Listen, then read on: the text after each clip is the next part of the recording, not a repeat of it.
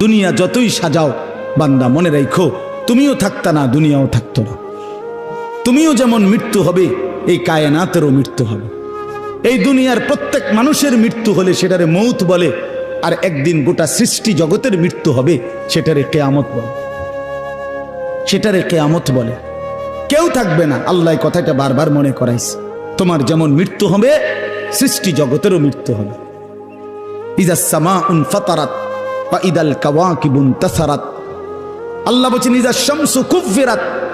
আল্লাহ তাআলা এভাবে বারবার বলছে ইযাস সামাউন শাক্কাত, আসমান ভেঙে যাবে, চূর্ণ বিচূর্ণ হয়ে যাবে, তারকারাজি খসে খসে পড়বে, সূর্য চন্দ্র আলোহীন হয়ে পড়বে। আল্লাহ তাআলা বলেন ইদা রাজ্জাতিল আরদু রাজ্জা, জমিন পাউডারের মতো রেজা রেজা পাউডার হয়ে যাবে। আল্লাহ তাআলা বলছে পাহাড়গুলো তুলার মতো ধুলির মতো উঠতে থাকবে। আল্লাহ বলছে বান্দা একদিন আমি গোটা কায়নাত আমি শেষ করে দেব, আমার সংসার আমি গুছায় ফেলবো, আমার এই কায়নাত আমি আল্লাহ তাআলা ইসরাফিলের সিঙ্গার ফু দিলে আমি আল্লাহ তাআলা গুটিয়ে ফেলব।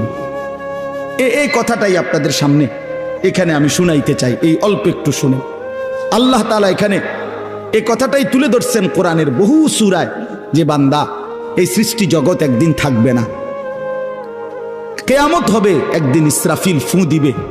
ইসরাফিল যেদিন ফু দিবে, কোরআনে এই বর্ণনাটা দুই ভাবে আছে। একটা হলো ইসরাফিল প্রথমবার ফু দিবে, আরেকটা হলো ইসরাফিল দ্বিতীয়বার ফু দিবে। ইসরাফিল মোট দুইবার ফু দিবে। প্রথমবার ফু দিলে জমিনের মধ্যে ভূমিকম্প শুরু হবে। আল্লাহ বলেন এই ভূমিকম্পটা গোটা পৃথিবী একসাথে, আমার সৃষ্টি পুরাটা একসাথে নড়বে। ইন্না জালজালাতাস সাআতি শাইউন আযীম।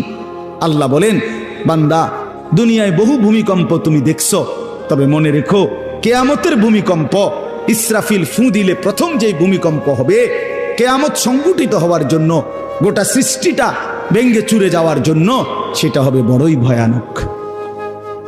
সেটা বড়ই ভয়ানক। ইয়াউমা তারাউনাহা তাযহালু কুল্লু মুরদিআতিন আম্মা আরদাআত। কোরআন শরীফে আছে এই প্রথম ভূমিকম্প যখন শুরু হবে জমিনে, ইসরাফিলের ফু শুরু হবে, সব কিছু যখন ভাঙতে শুরু করবে, আল্লাহ তাআলা বলেন যে মা তার দুধের বাচ্চা কোলে দুধ খাওয়াচ্ছিল, ওই মা সন্তানকে ছুঁড়ে ফেলে দিয়ে পাগলের মতো ছুটতে থাকবে। ওয়াতাদাউ কুল্লু যাতি হামলিন হামলাহা, যে মায়ের পেটের বাচ্চা 10 মাস পূর্ণ হয়ে গেছে, এই আর ঘন্টা 2-4 ঘন্টা পরে বাচ্চাটা প্রসব হবে। আল্লাহর কসম, আল্লাহ কোরআনে বলছে সেই গর্ভধারিণী মা 10 মাস যে তার সন্তানকে গর্ভে লালন করেছে, ইসরাফিলের ফু দিলে জমিনের কম্পন যখন শুরু হবে, ভূমিকম্প, তখন এই গর্ভধারিণী মা এভাবে